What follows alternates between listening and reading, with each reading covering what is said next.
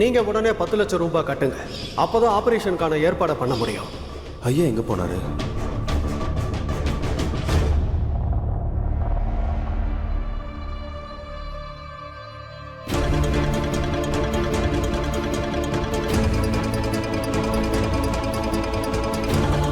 நான் ஈஷாக்காக ஏதாவது பண்ணியே ஆகணும். நான் இதை பத்தி அவர்கிட்ட பேசியே ஆகணும். ஒருவேளை அவர் தன்னோட தங்கச்சிக்காக மனசு மாறினாலும் மாறலாம்.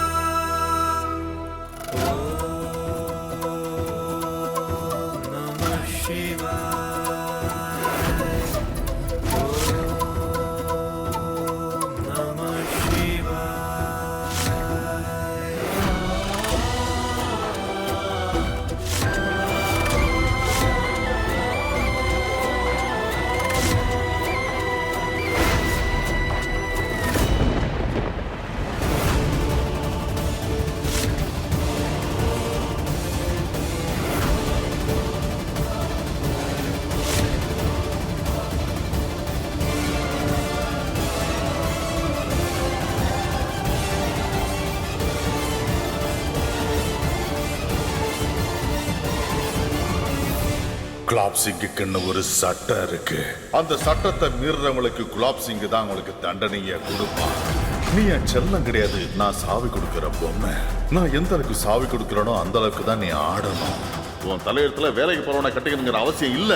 உனக்குன்னு பிறந்தவன் புருஷோத்தம பையன் தான். நீ அவனை கட்டிக்கிட்டு அவனுக்கு பொண்டாட்டியா வாழ்ந்துதான் ஆகணும். புரியுதா? நான் அவனுக்கு துரோகம் பண்ணதான். நான் தான் அவனை மிரட்டி உன்கிட்ட அனுப்பி வச்சேன். அப்பதான் நீ எந்த பிரச்சனையும் பண்ணாம நான் சொல்ற பையனை நீ கல்யாணம் பண்ணிப்ப.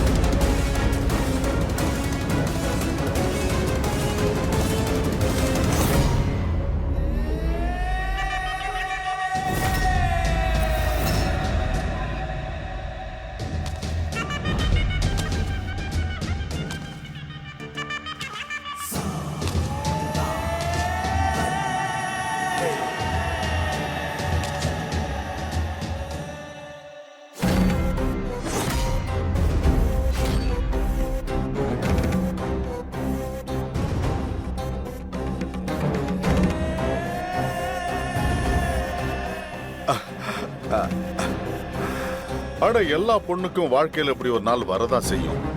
அதனால தேவையில்லாம டென்ஷன் ஆகாத. எல்லாமே நல்லபடியா தான் நடக்கும். நீ இப்ப இந்த பிறந்த வீட்டுல இருந்தா போற, என் மனசுல இருந்து போறியா என்ன? சரிதானே?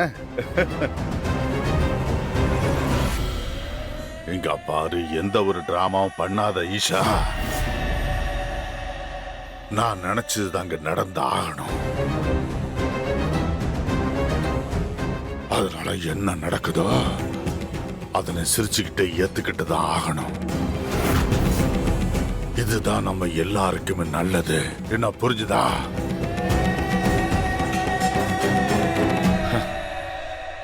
வாமா, வா, மணமேடைக்கு போமா, போ. வா, உட்காரு ஷா, உட்காரு, உட்காருமா.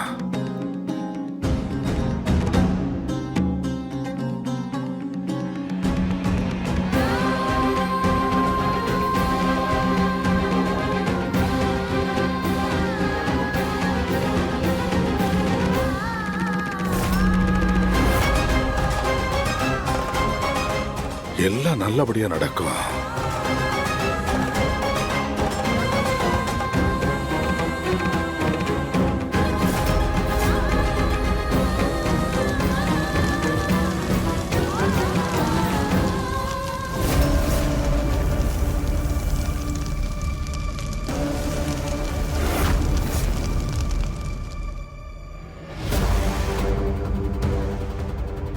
ஐயா ஐயா, எங்க பெரியமாவோட ஆபரேஷனுக்கு கொஞ்சம் பணம் தேவை.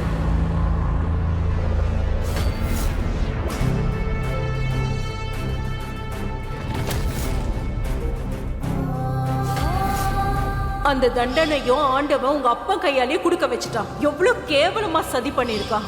நீ யார காதலிச்சியோ அவனே உன்னை விட்டு ஓடி போயிட்டான். இப்போ குலாப் சிங்க்கு பிடிச்ச பையனை கல்யாணம் பண்ணிக்கிட்டு நீ அந்த வீட்டுல போய் வளர்ப்பு மருமகளா தான் இருக்க போற. புரியுதா? மருமகளே, கைய நீட்டுமா. நான் தான் அவன் தலையெழுத்த நிர்ணயிக்கிறேன். நான் தான்.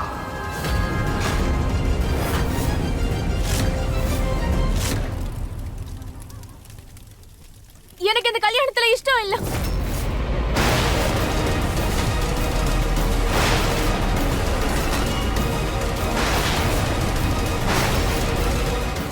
என்ன சொல்ற இவ? நான் ஒருத்தரை என் மனசுல வச்சுக்கிட்டு இன்னொருத்தரோட என்னைக்கும் வாழ முடியாது. எனக்கு இந்த கல்யாணத்துல இஷ்டம் இல்ல. ஏன்னா நான் இன்னொருத்தரை காதலிக்கிறேன்.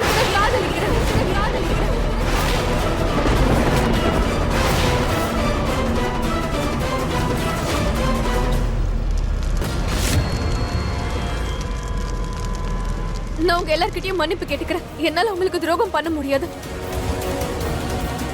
அதனால ப்ளீஸ் ப்ளீஸ் நீங்க எல்லாரும் இங்க இருந்து போயிடுங்க.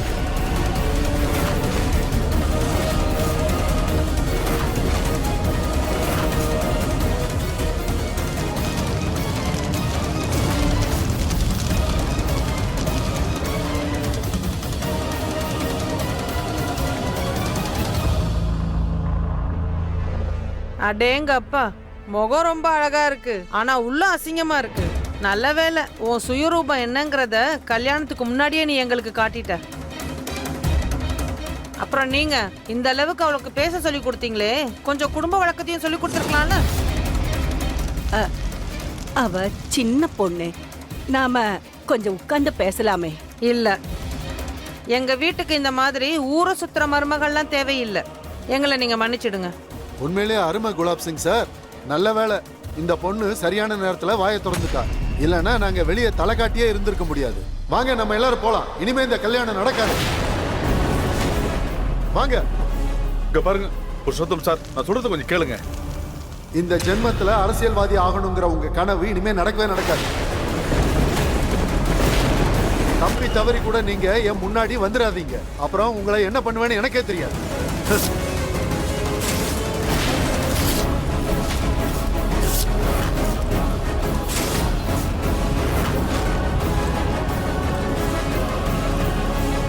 வாங்க.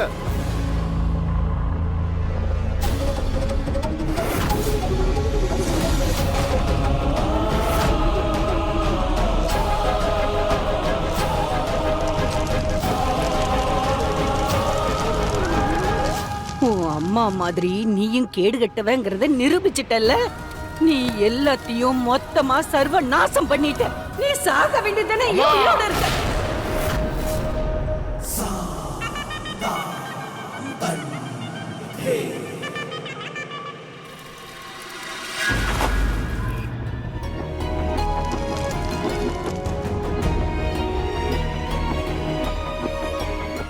அப்பா, நான் கண்ணால பார்த்த எந்த விஷயத்தையும் என் மனசு ஏத்துக்க தயாராவே இல்லை.